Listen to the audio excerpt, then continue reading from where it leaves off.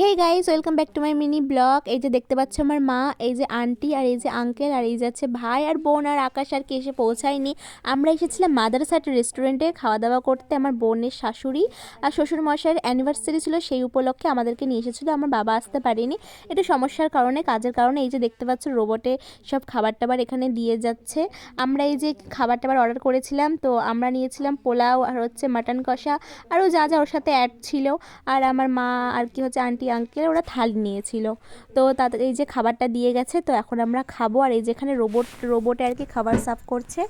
তো তারপরে আর কি আমরা সবাই খাওয়া দাওয়া করা শুরু করে দিয়েছিলাম। আমার বোন আর বোনের হাজব্যান্ডও চলে এসেছিলো। এই যে আরও অনেক কিছুই খাবার অর্ডার দিয়েছিলাম, কিন্তু সেগুলো ভিডিওতে নিতে পারিনি।